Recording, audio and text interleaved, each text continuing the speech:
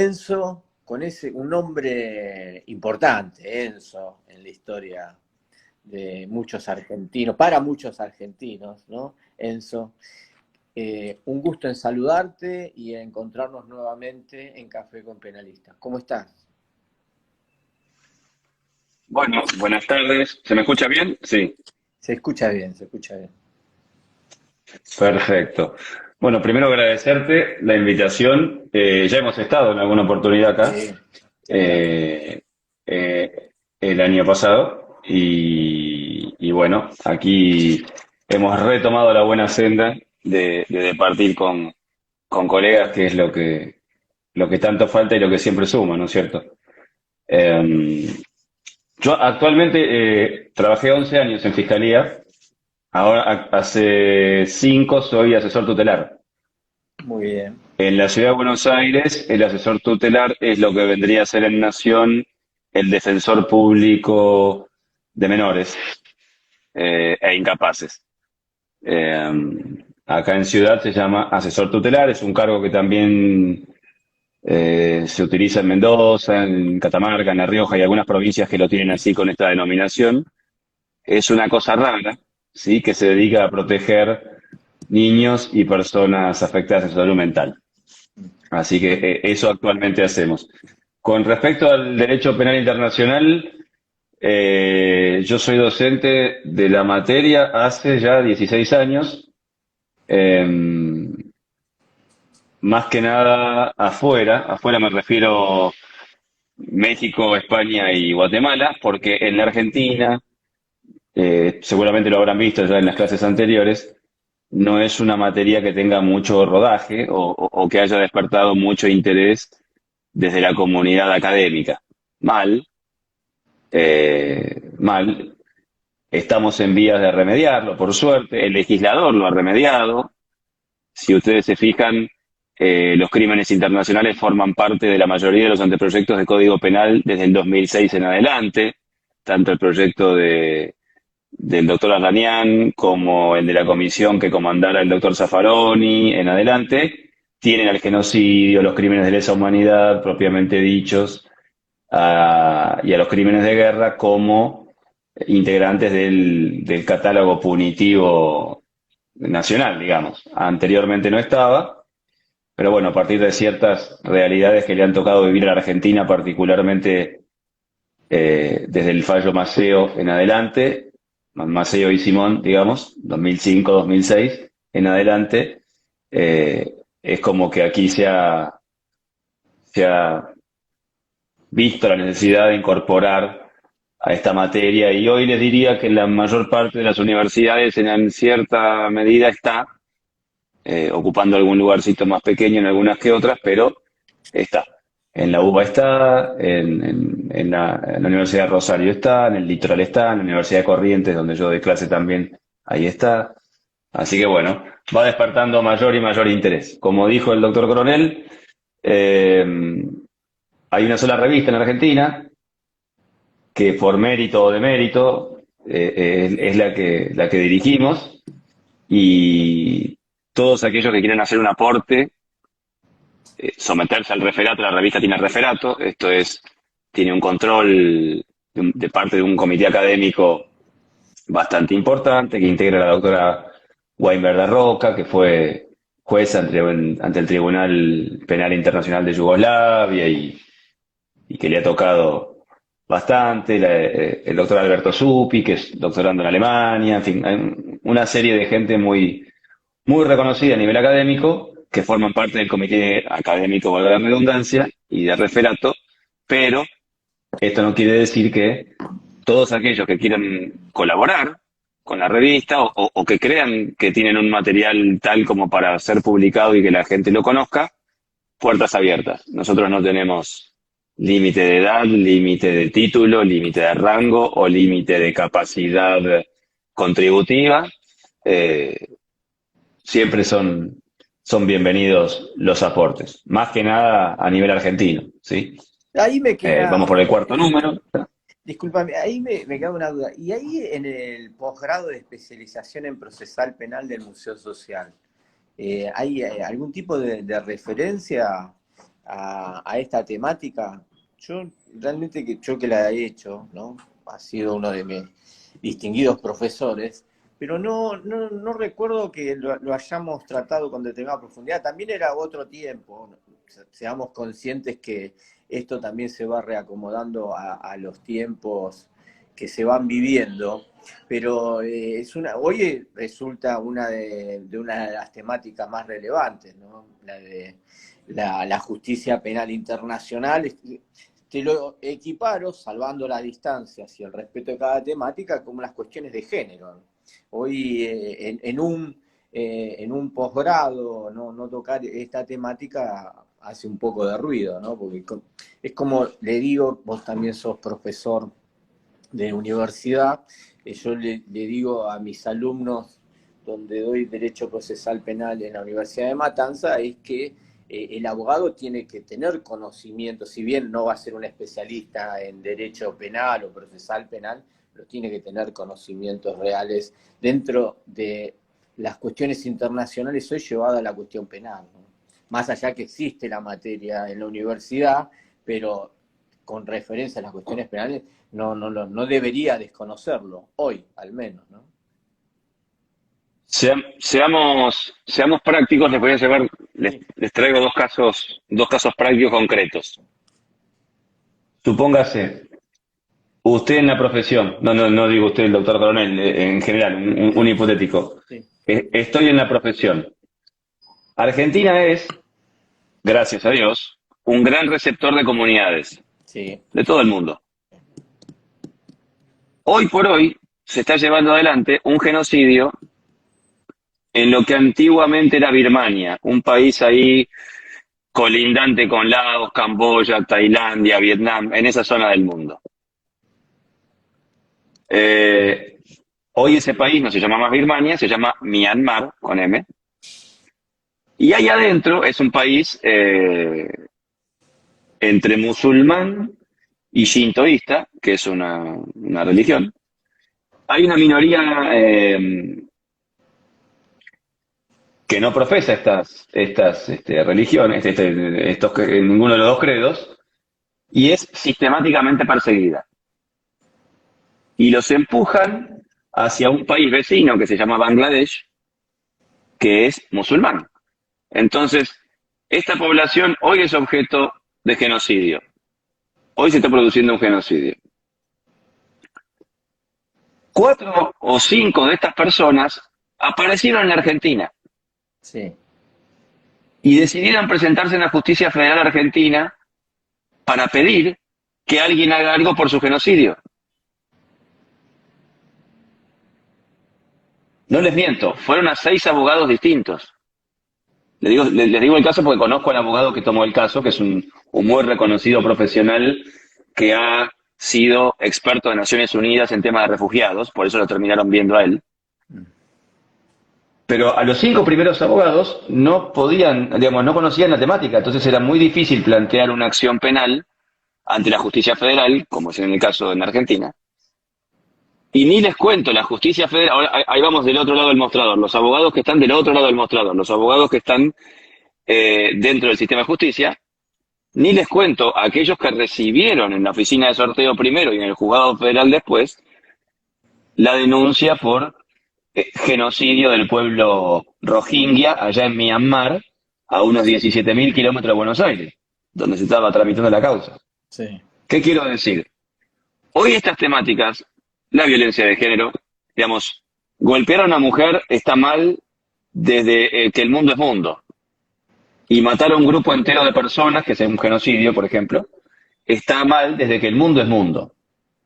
No es que se han puesto de moda, pero la sociedad ha avanzado tanto desde el punto de vista civilizatorio que hay ciertos paradigmas que antes se soportaban que ya no se soportan. La violencia contra la mujer, el maltrato infantil, el maltrato doméstico. Antes lo que pasaba en la casa, como la familia era el centro de la sociedad o era el núcleo social, lo que pasaba dentro de la casa prácticamente no tenía debate judicial. La mujer, nosotros nos criamos, Augusto, con el testis unus, testis nullius. Y como solamente tenías el testimonio de la mujer golpeada, era imposible entonces proseguir con acción penal. Así es. Máxime cuando hasta hace no muchos años la mujer era vista como una cosa. Desde el punto de vista civil, como ustedes recuerdan, en el Código Civil la mujer era una cosa, era tratada como una incapaz, estaba a la par de los menores. Por suerte, las diferentes reformas que se han ido suscitando en nuestro Código Penal y el avance legislativo y en fin, y la convencionalidad, digamos, el advenimiento de la CEDAW, el advenimiento de la Convención de Belén, de las reglas de Brasilia y de un sinfín de instrumentos parecidos, han hecho que se abrieran un poco los ojos. Con la justicia penal internacional pasa algo parecido. Como históricamente estuvimos lejos de Nuremberg, como fuimos un país que no tomó partido ni por el uno ni por el otro, tomó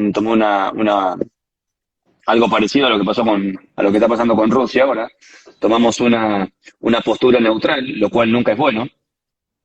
O sea, les conviene a los suizos, pero no nos conviene. Lo mismo se hizo en la Segunda Guerra y entonces no se pudo internalizar la materia. Es como que Argentina tomó distancia. Bueno, pasa en La Haya, pasó en Alemania nazi, pasó en Vietnam, pasó en Camboya, pasó en Kosovo, pasó en Yugoslavia, pasó en Ruanda. Estamos re lejos de eso nosotros, por suerte. Sin perjuicio que con Yugoslavia tuvimos algún dejo de culpa porque fuimos el único país que le vendió armas a los yugoslavos en medio de un embargo de armas, ¿no? Pero bueno, eso es harina de otro costal. Eh, pero siempre hemos estado como lejos de esos teatros de operaciones y por ende nunca acá importó mucho. A partir de ciertas cosas que han ido pasando en la Argentina, por ejemplo, el refugio de ciertos criminales nazis, el caso Pripke, el caso Eichmann, allá por la década del 60, el caso Pripke, el caso Schwamberger, el, eh, son los dos que se me ocurren ahora, se ha ido revisando. Yo siempre recomiendo a aquel que le interese leer Derecho Penal Internacional escrito por un argentino, que no sea yo, digamos, por una persona idónea. Eh, yo siempre recomiendo el voto del doctor Schifrin, ex camarista de San Martín, fallecido, creo, ¿sí? De San Martín, un voto excepcional en la causa de Schwamberger. Um, Schwamberger fue un señor nazi que buscó refugio en la Argentina, que obtuvo refugio, que se lo encontró, que se lo extraditó y la defensa había interpuesto en aquel momento eh, la excusa del Argentina no tiene jurisdicción universal, eh, el señor es argentino, porque de hecho tenía un documento argentino, trucho, pero tenía un documento argentino. Trucho no, el documento era válido, lo que fue trucho fue el trámite de cómo lo consiguió, obviamente. Eh, y eso motivó un debate. Yo lo pongo a disposición, Augusto, yo se lo hago llegar, Sí. porque no se consigue fácil, porque es un fallo de cámara, de la Cámara Federal de San Martín, de hace casi 20 años, excepcional, porque lo escriben en lenguaje claro, que en ese momento no se usaba, hoy también es otro paradigma nuevo de estos, digamos, que está en auge. Eh, Explica muy clarito por qué eh, determinados crímenes tienen que ser perseguibles en cualquier lugar del mundo y por cualquier juez o fiscal del mundo. Muy lindo, la verdad, muy recomendable. Bueno, entonces ese te lo vamos a pedir, eso. Ese te lo vamos a pedir. Bien. Bueno, el otro caso es el de Eichmann, también es para nosotros relevante, porque si bien es cómo se va, es llevado por Israel para hacer el juicio oral en Israel, primer también juicio oral transmitido por televisión por el tema de genocidio en el mundo, pero Sí. son particularidades que así que se van dando y que indudablemente vos enriqueces con tu sapiencia. Aquí, a ver, un poco manejando hoy lo que está en debate, discusión, es el conflicto bélico entre la Federación Rusa y Ucrania. ¿Cuál es tu pensamiento de la sanción que recibió la Federación Rusa en la Comisión de Derechos Humanos de Naciones Unidas? El apartamiento que tuvo. A ver, la situación ucraniano-rusa es una situación eh, que no, digamos, que requiere un análisis multifocal. Eh, en algún momento se lo comparó con Hitler y no es tan sencillo, porque Hitler a los académicos nos las hizo fácil. Directamente fue, invadió y quiso captar un país, dos países, tres países, República Checa, Austria, Polonia, y no había mucha discusión. Eh, Acá no es tan sencillo porque hay parte de Ucrania que sí quiere a los rusos adentro de Ucrania. Concretamente las regiones del sur, las regiones del sureste, el famoso Donbass, eh, Sí. con las dos repúblicas de Donetsk y Luhansk y la ya anexionada Crimea, las tres anexionadas de forma irregular, estamos de acuerdo, no conforme a derecho. Eso ya lo han visto ustedes seguramente, no voy a repetir al doctor Fiumara. Pero, digamos, no es tan sencillo. Sí, lo que no cabe sin ningún lugar a dudas es que en el avance ruso por suelo ucraniano se están cometiendo una serie de tropelías eh, típicas de una invasión. Digo, no es una invasión desde el punto de vista técnico jurídico, desde el punto de vista del derecho internacional, no es una invasión, porque son tropas que ya estaban adentro de Ucrania y que fueron redesplegadas y que están pasando lo que vendría a ser una especie de servidumbre de paso. Las repúblicas separatistas les facilitan el acceso, entonces no están invadiendo, sino que están pasando por donde le permiten pasar. Claro, llegan hasta ciertos lugares donde ya no les permiten pasar, como por ejemplo Kiev, como por ejemplo, bueno, las ciudades más paradigmáticas de Ucrania están en contra de esto. Y tiene mucho que ver cierto manejo político. Indudablemente que lo que lleva adelante la Federación Rusa conlleva la comisión de, según veo yo y según lo ve eh, el propio fiscal de la Corte Penal Internacional, que es nuevo, que asumió el año pasado y que es un fiscal muy activo, no sé si lo han visto, está, digamos, ha ido a la propia Ucrania, ha visitado los lugares más paradigmáticos del avance ruso, eh, concretamente la famosa Bucha, este famoso lugar en donde tenían fosas comunes, centros clandestinos de detención y demás, los rusos, y el propio fiscal dijo, esto es un horror, o sea, mucha duda no ha dejado el fiscal Khan, Karim Khan, así se llama el fiscal ante la Corte Penal Internacional, y indudablemente esto conlleva violaciones a los derechos humanos, sí. Eh, ¿Qué me parece? Me parece una medida acorde a lo que está pasando en Ucrania. Sería deseable que otros países que están haciendo lo mismo también corran la misma suerte. Hay muchos países en la Unión Europea que está avalando otras conductas similares en el globo, me refiero a los turcos, por ejemplo. Turquía en Siria está haciendo algo parecido, lo que pasa es que no tiene quizá la visibilidad que tiene lo que está pasando en Ucrania, porque la mayor parte de los medios se sitúan en Ucrania, porque Ucrania tiene una cierta necesidad de pertenencia a la Unión Europea, que es lo que no quiere que suceda la Federación Rusa, y en ese tira y afloje, los medios toman parte por la Unión Europea, la OTAN y ese conglomerado, pero no es mucho peor lo que está pasando como les conté en mi Myanmar, o lo que está pasando en Siria, o lo que están haciendo los propios turcos con los pueblos kurdos ahí en la zona norte de Irak, que hoy no captan la atención porque, bueno, sí, resumido, ¿qué me parece? Me parece bien, me parece que el camino que, digamos, nunca las vías de hecho son aconsejables ni en el derecho privado, ni en el derecho público, y mucho menos en el derecho internacional público. Eh, y me parece que quizá lo que tendría que hacer la Federación Rusa es manejarse a través de canales institucionales y no vías de hecho como es lo que está haciendo. Y así se está arriesgando a lo que le está pasando, esto es, sanciones económicas, sanciones políticas, como por ejemplo ser vetados del Consejo de Derechos Humanos, y me resulta raro que todavía sigan formando parte del Consejo de Seguridad.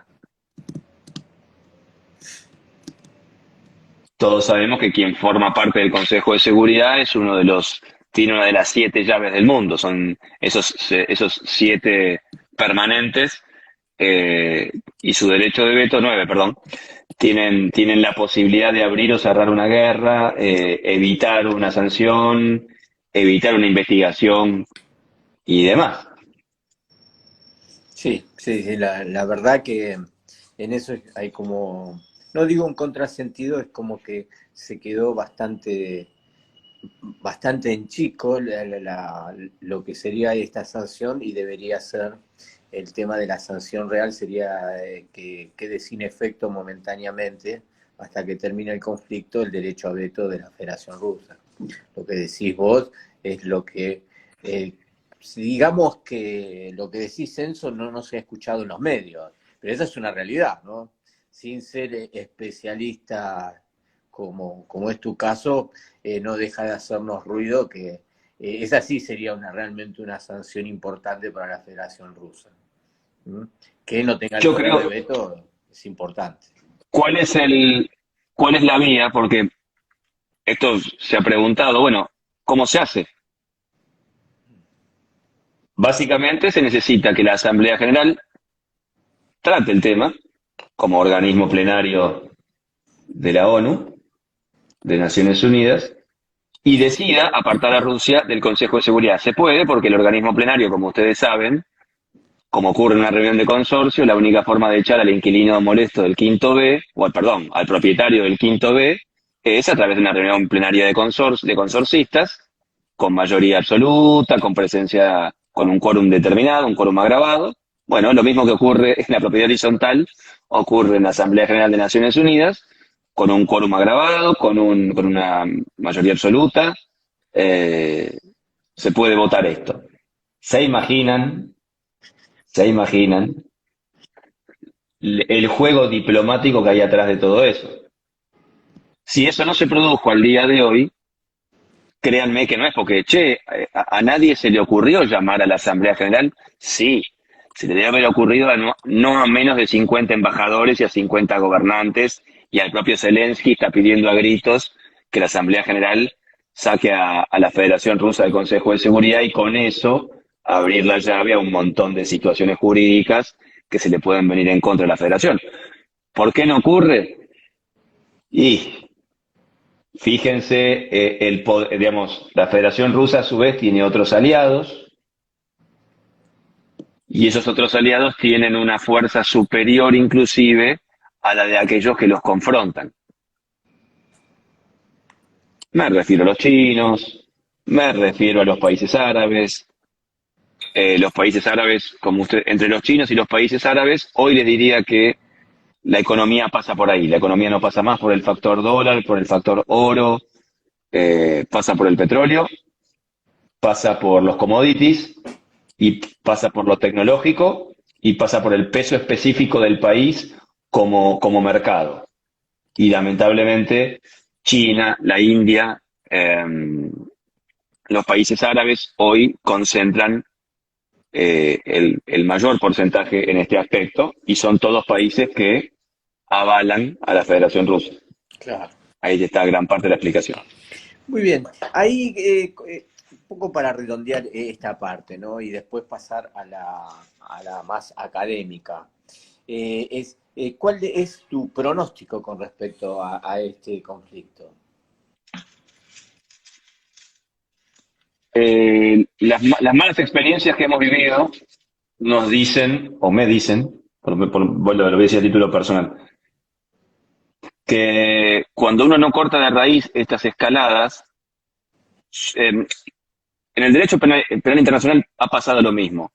Cuando los genocidas yugoslavos veían que la OTAN no hacía nada, simplemente imponerles un embargo y dejarlos trabajar tranquilos, cuando no mandaban, o cuando a Saddam Hussein tardaron tantos años en mandarle los inspectores y después resulta que la realidad no era tal como se la había descrito, o cuando se tardó tanto tiempo en combatir al famoso Al Qaeda, o se tardó tanto tiempo con el Ejército Islámico de Liberación, el famoso ISIS. Eh, Acá no les diría que es algo similar, porque acá estamos hablando ya directamente de una nación, no de un grupo de extremistas, sino de una nación entera que tiene un peso específico infinitamente superior a un Saddam Hussein, un ISIS o un Al Qaeda. Peso específico me refiero desde el punto de vista político y económico, ¿no? Si no se hace algo de raíz, como lo que les acabo de mencionar, en este sentido, no pedirle a si la Asamblea General no hace algo pronto y se sigue con estas sanciones satélites de un embargo, eh, quitarlo de la OPEP, quitarlo de algún mercado, congelarle los yates, no es por, no es por ser malo, pero a veces la comunidad internacional peca entre inocente y uno no sabe si es a propósito o sin querer. No sabe si es con dolo o con culpa, diríamos los penalistas. Uno no sabe si es una imprudencia o si hay un dolo temerario, que es el peor de los dolos, digamos. ¿Qué quiero decir? ¿Ustedes se piensan que al presidente, al premier ruso, le hace mella que no le dejen construir un gasoducto o le impongan un embargo en algún lado o a sus principales aportantes les confisquen 2, 3, 4, 5 yates o les cierren 2 o 3 empresas? Rusia está acostumbrada al invierno, Rusia está acostumbrada al hambre, Rusia está acostumbrada a resistir. Napoleón y Hitler son 2 ejemplos de ello. No pasa por ahí. Pasa porque la comunidad internacional decida hacer algo. Porque si no, ese fiscal va a quedar solo y va a quedar en la nada. Y si no, esas sanciones económicas hacen mella, pero si atrás yo tengo una serie de aportantes, me refiero a los chinos o me refiero a los países árabes, que me banquen, va a ser muy difícil que me haga mella todo lo que está haciendo el mundo. Ahora, indudablemente, si la Asamblea General de Naciones Unidas me saca del medio, del Consejo de Seguridad, y decide algún tipo de medida agresiva contra la Federación Rusa, indudablemente que la cosa puede cambiar. Ahí ya tenemos un panorama incierto porque podemos convertir a un victimario en víctima. ¿Qué quiero decir? Supóngase, Naciones Unidas decide el envío de una fuerza pacificadora a Ucrania y puede terminar en un desastre, tanto para la población ucraniana como para las propias Naciones Unidas. Y hoy por hoy nadie quiere pagar ese costo político. Entonces prefieren que los ucranianos se arreglen solos, tirarles algún centro con esto de las sanciones económicas, pero dejar. Está bien. Y estamos dejando de vía libre a una persona que parece no tener mucho límite en este sentido. Más allá de las justificaciones válidas o no, porque más de algún colega puede considerar que lo que está haciendo el premier ruso es perfectamente válido, es una opinión. De hecho, si hoy no hay una acción mundial en contra de él es porque hay muchas opiniones diferentes. Si hubiese una sola opinión en concreto, estaríamos en este momento, Putin estaría preso en La Haya y estaríamos todos bárbaros, pero si no es así es porque hay más de uno que no piensa de la misma forma. Y está muy bien. Y sí, así es el mundo, ¿no? No hay una sola opinión, hay varias, y indudablemente tienen lineamientos parecidos que lo acompañan a Putin en distintos lugares del mundo. Si no, sería como vos decís, ¿no? Fíjate que en misma Argentina todavía estamos discutiendo determinados temas con respecto a estos, determinados sectores, discusiones dentro del oficialismo, dentro de la oposición. O sea que eh, esto recuerdo en algunas de las conversaciones que tuvimos, aún cuando éramos más jóvenes, y vos seas mi profesor, es, es, que en realidad el tema de los derechos humanos no debería tener este tipo de banderías, ¿no? Porque derechos humanos son derechos humanos y no tendríamos que estar acá discurriendo si es un alineamiento con Estados Unidos o con Rusia. El genocidio es genocidio, crimen de guerra es crimen de guerra. No tendríamos que estar haciendo ese tipo de parámetros, pero indudablemente no es una crítica abierta para que no se ofendan, pero los políticos parece que están en un terreno distinto al que estamos los ciudadanos, ¿no? Tengo esa impresión y, y en esta temática tampoco hay una cuestión de Estado. Argentina nunca tuvo esas cuestiones de Estado que le venimos reclamando hace 40 años en determinados temas, pero tampoco es nuestro rol hacerle una crítica. Esperemos que esta situación del conflicto se vaya un poco despejando y que los ucranianos puedan resolver su situación y su soberanía de la mejor manera. Y la Federación Rusa, bueno, acepte que Ucrania mantenga su independencia y su soberanía, ¿no?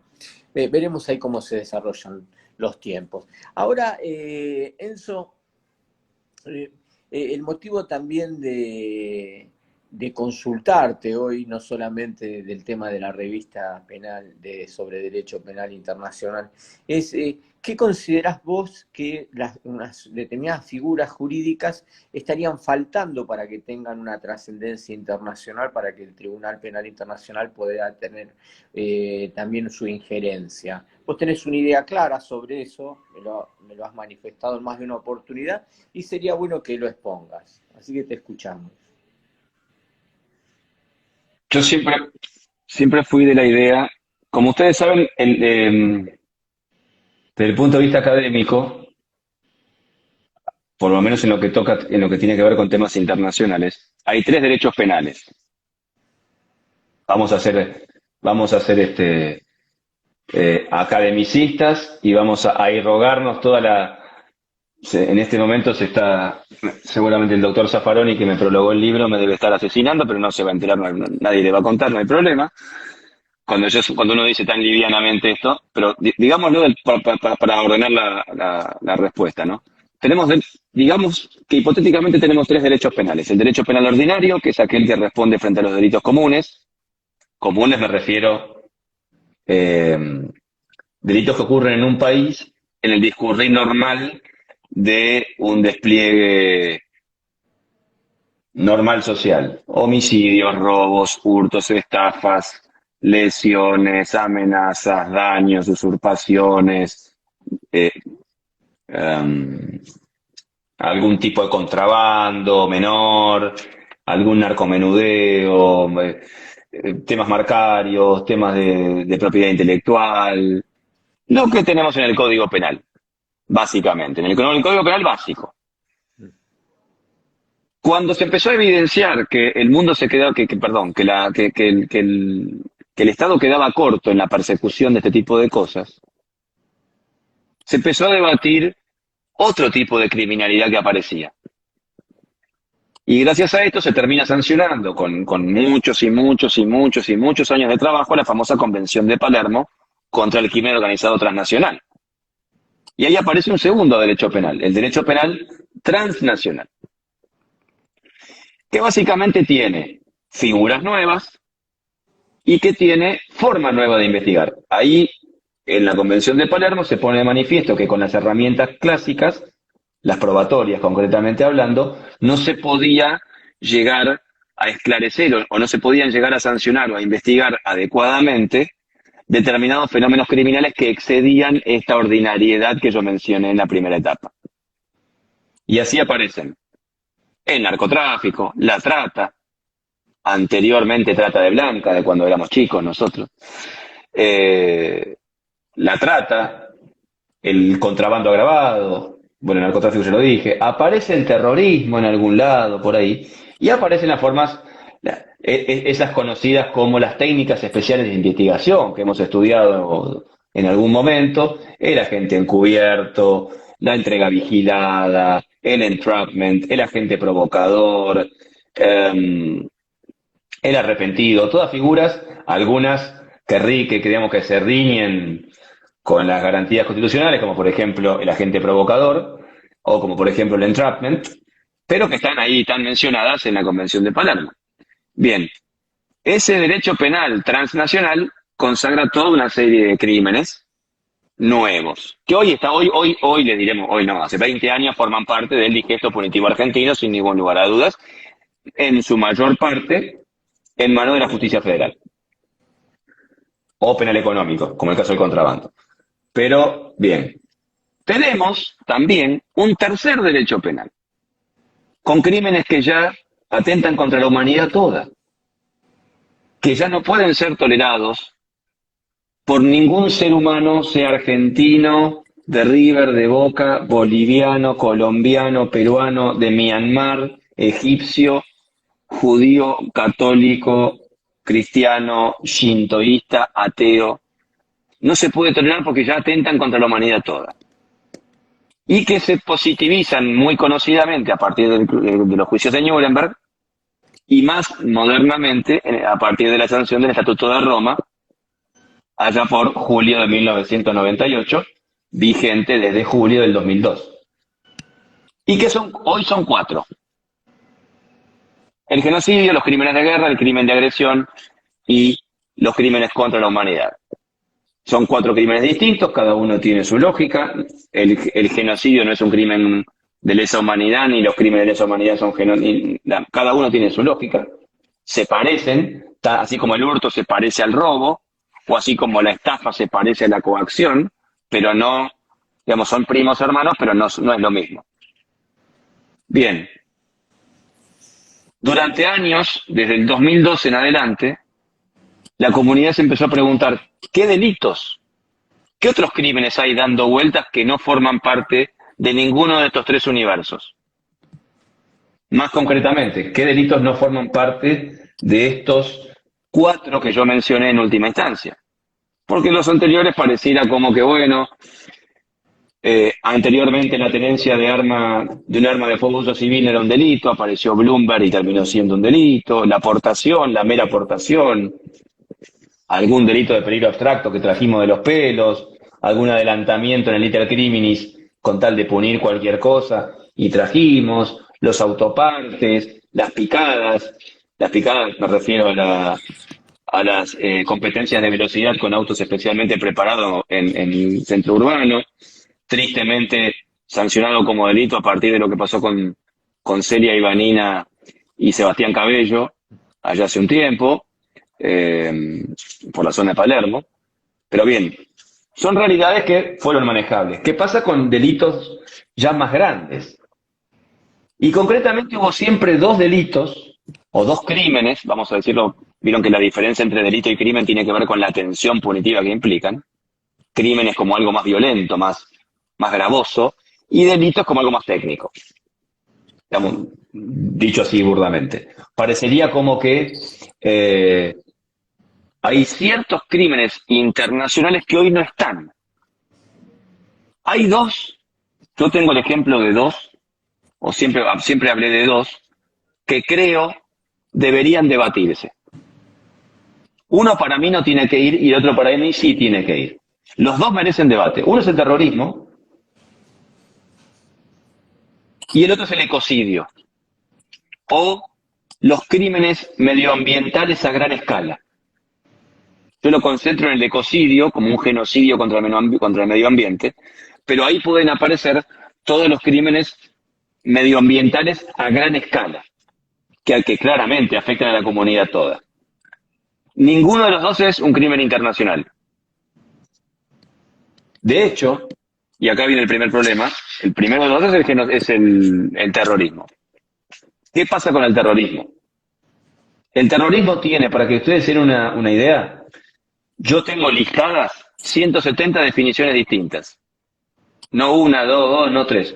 170 definiciones distintas. Lamentablemente, hoy el terrorismo no tiene una definición típica, desde el punto de vista penal. Sí. No tiene una definición de cuál es el delito de terrorismo. Conocemos el terrorismo como una conducta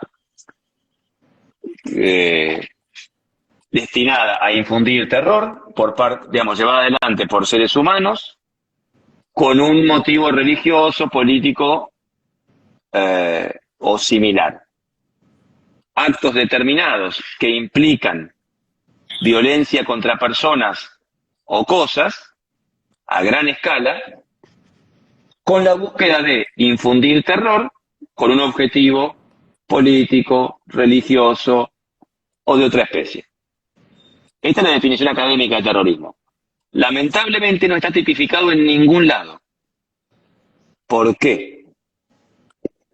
¿Por qué? Porque para lo que para alguna nación es terrorismo, para la otra es un acto de justicia o un acto de liberación. O dentro de una misma nación, Argentina, por ejemplo, es un ejemplo de esto, para lo que a algunos fue terrorismo, para otros no. No voy a hacer disquisiciones políticas porque mucho de esto es historia viva y muchas de estas personas que formaron parte de algunos espacios siguen formando parte de ciertos espacios y sobre todo por la memoria de aquellos que ya no están, por una cuestión de justicia, no me parece correcto emitir juicio de valor en relación a opinar si A o B. Hay una muy linda, yo siempre la comento, una muy linda discusión académica que se dio entre el doctor Rafecas, titular del Juzgado Federal número 3, y el doctor Carlos Rosansky, por entonces presidente del Tribunal Oral en lo Criminal Federal número 1 de La Plata, cuando, en relación a lo que sucedió en la Argentina en la década entre 1976 y 1983, se discutía si había habido terrorismo o no, si había habido genocidio o no. ¿Que hubo terrorismo? La respuesta es sí. ¿Que hubo genocidio? La respuesta es no. Es muy linda la discusión.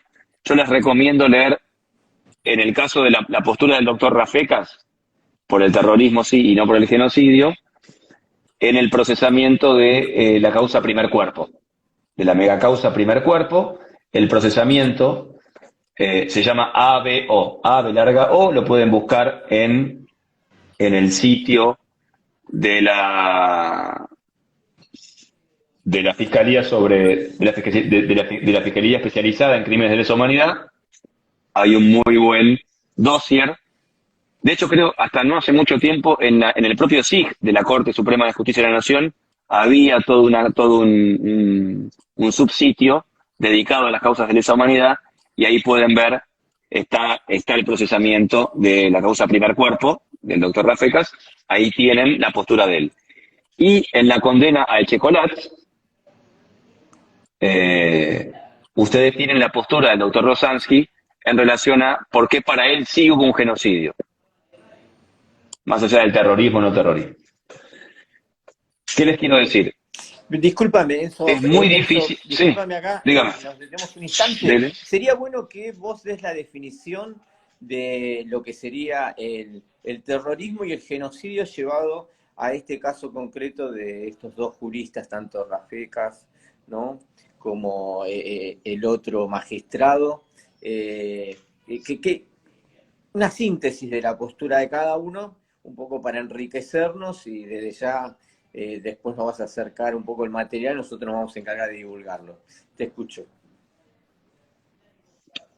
Terrorismo, según lo define la propia Convención Interamericana contra el Terrorismo, existe la Convención Interamericana contra el Terrorismo, de hecho está el Comité Interamericano contra el Terrorismo que funciona en el seno de la OEA, de la Organización de Estados Americanos. Terrorismo, les vuelvo a repetir, no está definido como delito, ¿sí? No, a diferencia del genocidio, no está definido como delito, pero sí existe un consenso en conceptualizar al terrorismo como actos criminales, o sea, que implican un crimen en sí. Esto es matanza de personas, voladura de vehículos, destrucción de propiedad, toma de rehenes, actos criminales per se, que son desarrollados por individuos, por un grupo de personas, y acá ya viene la discusión de dos o más, acá es irrelevante. Sí. Puede haber terrorismo de uno, puede haber, Bueno, ¿sí?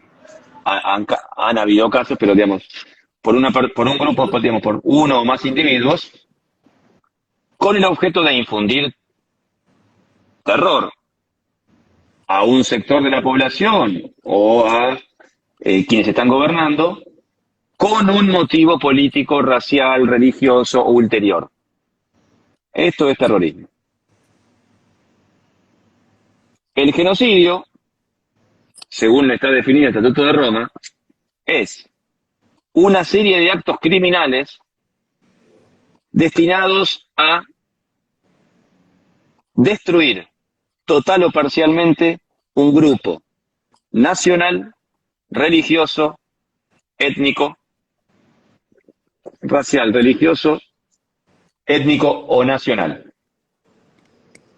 Son los 4 grupos protegidos que tiene la Convención contra el Genocidio y son de 1948 y son los mismos 4 grupos protegidos que tenemos en el Estatuto de Roma. Los grupos nacionales, los grupos raciales, los grupos étnicos y los grupos religiosos. Como ustedes ven, en el genocidio no está el grupo político. ¿Por qué no está en el genocidio el grupo político? Porque cuando se sancionó el genocidio como crimen, allá por 1948, en Rusia gobernaba Stalin. Y se imaginan que si ponían al grupo político dentro del genocidio, Stalin no aguantaba ni 10 minutos sentado en la silla. Entonces, bueno, los rusos metieron la mano, los chinos también hicieron lo suyo. En ese momento China todavía no formaba parte del gran concierto de naciones que decidían, pero lo que sí es cierto es que los rusos se opusieron fuertemente a que el genocidio incluya grupos políticos y se dejó la persecución política como una forma de cometer crimen de lesa humanidad. ¿Es un crimen internacional la persecución política? ¿Matar por razones políticas? Sí. Es un crimen de lesa humanidad. No es el crimen de genocidio. Esta discusión es digamos, el doctor Rafecas sostiene, a mi entender acertadamente, que no fue un genocidio, sino que fueron muchos crímenes de lesa humanidad, porque el genocidio está destinado a otro sector. El doctor Rosansky sostenía que quienes en ese momento detentaban el gobierno, lo que querían era destruir a una parte de la población argentina. Y ahí entra el Grupo Nacional y por eso hubo un genocidio. No está mal, ni mucho menos, al contrario. Uno les diría que hasta es muy respetable y es una muy buena forma de introducir al genocidio como crimen, como algo que pasó aquí en la Argentina, y de hecho grandes grupos se han hecho eco de esta definición y hoy ustedes tienen las dos tesituras. La justicia federal hoy maneja la tesitura del doctor Rafecas. Lo que pasó en la Argentina fueron muchos y tristes crímenes de lesa humanidad en la época de la que estamos hablando. No genocidio. Porque el genocidio está pensado para otra cosa. Básicamente, ahí está la diferencia. muy bien, ahí eso sí es como vos decís, gran parte de la jurisprudencia ha adoptado, sigue el lineamiento que ha desarrollado el doctor Rafecas. ¿no es cierto? Ahora, vos considerás, pues ya se nos está cortando el tiempo, es tanto terrorismo, el ecocidio deberían así ser tipificados a nivel internacional, o eso lo ves como algo lejano y algo más que difícil, más porque el ecocidio eh, sabemos los intereses también internacionales de no solo de Estados, sino de empresas, de multinacionales, no por atacar a las multinacionales, aclaro, sin connotación política, pero sí en concreto que pueden haberse afectado determinados intereses que llevarían un poco a frustrar esto, que me gustó mucho eh, cuando vos pusiste ahí la definición tanto de Rusia como de China, ¿no? En el tema de la persecución, de la persecución política, porque, claro, dos países con gobiernos duros, ¿no? Eh, para algunos, bueno, nada democráticos, pues sin profundizar en ese tema, pero sí en concreto donde eh, se han caracterizado en los últimos 70, 80 años de no aceptar una visión claramente opositora, ¿no? ¿Vos cómo considerás acá, dándonos ya tus definiciones sobre estas situaciones? ¿Vos lo ves plausible? ¿Lo ves lejano? Yo creo que el terrorismo, incorporar el terrorismo hoy al concierto de crímenes es, no es como darle una navaja a un mono, pero es un desaguisado, porque todavía no forma parte de ningún código penal o de la mayoría de los códigos penales serios, digamos. Me parece que meterlo en el Estatuto de Roma puede llegar a directamente, si la justicia penal internacional hoy es lenta y muy reprochable, si uno mete un crimen político, porque el terrorismo es un crimen político, tiene connotaciones políticas, eh, directamente eso, primero que no se va a poder investigar nada, y segundo que va a contribuir al parate total, porque van a empezar a impugnar de uno y otro lado. Aparte, veo muy difícil que ese crimen logre sanción en, en la Asamblea General para que luego pueda ser remitido, o en la Asamblea de Estados Partes del Estatuto de Roma, para que luego pueda ser positivizado en una reforma posterior. Ok. Respecto al etnocidio, hay una gran campaña, hay una cosa que es cierta. En el estado en el que está el planeta, yo entiendo las multinacionales, entiendo que tienen que seguir comiendo, yo entiendo que la explotación de combustible fósil hoy es la principal actividad económica de sobrevivencia del ser humano, ya sea para petróleo, y sus derivados, ya sea carbón, ya sea minerales de distinto tipo, oro, plata, la extractiva del zinc, del cobre, del cobalto, todo lo que tiene que ver con la tecnología. Lamentablemente, eso en algún momento va a tener que terminarse. O nos quedamos sin planeta. Y no es que yo soy Greenpeace o muy ambientalista, son datos duros. Hay datos ciertos, digamos, las diferentes agencias, hasta la Organización Mundial de la Salud, diferentes agencias dedicadas especialmente a esto, llegan a la misma conclusión. Hay un grupo de expertos trabajando hace mucho tiempo sobre el ecocidio. Primero, tiene que haber un cambio de chip en la sociedad respecto a las actividades que se realizan contra el medio ambiente. Yo creo que la sociedad a nivel micro sí ha cambiado mucho. Ya no es común ver a alguien tirar basura en la calle. Uno ve ciudades sucias, ve barrios sucios, sí, y ahí la culpa la tendrá el intendente, bueno, ya es otro tema. La sociedad, cuanto más consumista es, más basura produce. Eso lamentablemente es así. Pero sí hay una mayor conciencia en el reciclaje, se ha avanzado mucho en el tema del cigarrillo, del humo, de la reducción de gases, lo eléctrico, los autos eléctricos, hay hasta barcos eléctricos, se ha avanzado muchísimo, la energía solar, la energía eólica, un montón. Em, Respecto a la posibilitación del crimen, yo creo que es necesaria. Yo creo que sí es necesaria. Yo creo que sí es necesario incluir el ecocidio como un crimen medioambiental porque determinadas conductas negligentes, algunas, y otras directamente dolosas que llevan adelante grandes empresas, van a terminar comiéndose el planeta. Lo que pasa en el Amazonas es un ejemplo. Yo hoy comentaba contigo más temprano, Sí. quizás algunos recuerden el desastre del Exxon Valdez, el desastre del Golfo de México, diferentes en Chile tuvimos hace poco, no sé si se recuerdan el año pasado, creo que hubo un derrame de petróleo gigantesco. El daño que se genera con esas conductas es nefasto. Y se me dirá, no, bueno, pero no hay dolo, hay que ver el dolo. Bueno, habrá que ver el programa de responsabilidad empresaria de esa empresa, cómo está funcionando. Habrá que hilar a lo fino. Yo creo que el crimen medioambiental a gran escala tiene que ser positivizado, porque si no, se nos va el planeta.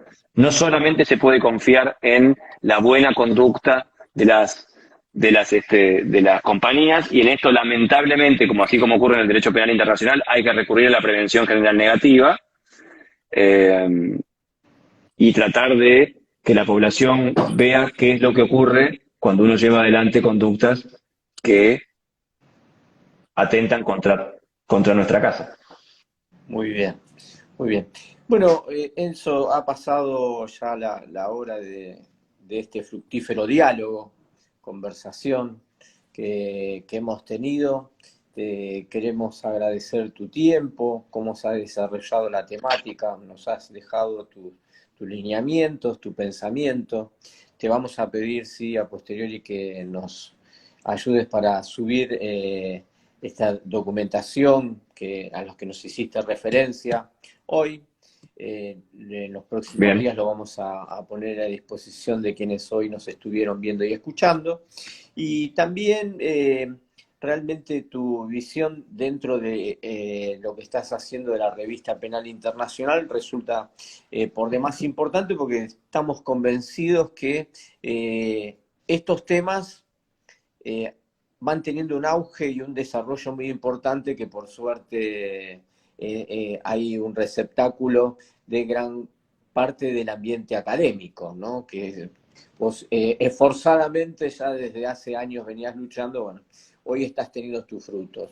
Antes de cortar, queríamos agradecerle a quien nos ha visto, Pato la Gringa, que nos aportó unas ideas, unos conceptos que después en privado le estaremos contestando. Y a vos, Enzo, dejante ahí el minuto final, nos queda un minuto, para que redondees y nos des tus definiciones que consideres apropiadas. No, más que nada agradecerte, agradecerles a los que se han sumado. Es un horario en el cual algunos nos podemos dar el lujo de dialogar como nosotros dos, Sí. pero sé que muchos están saliendo de sus trabajos y yendo y viniendo. Más de uno nos debe estar escuchando en algún medio de transporte o en el auto, lo cual es muy bueno.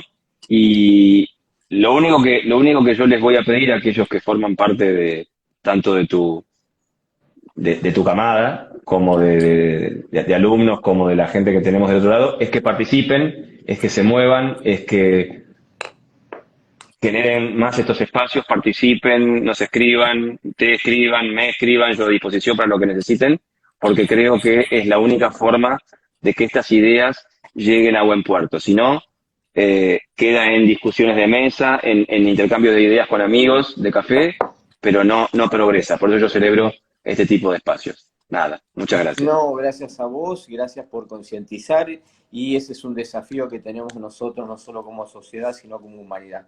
Gracias, Enzo, nos estaremos viendo y, como siempre, agradeciendo tu aporte, porque sos un millonario de ley. Abrazo enorme, ¿eh? Muy bien. Abrazo enorme a la Un distancia. abrazo. Chao, chao, hasta luego. Un Chao, abrazo. chao. Hasta luego.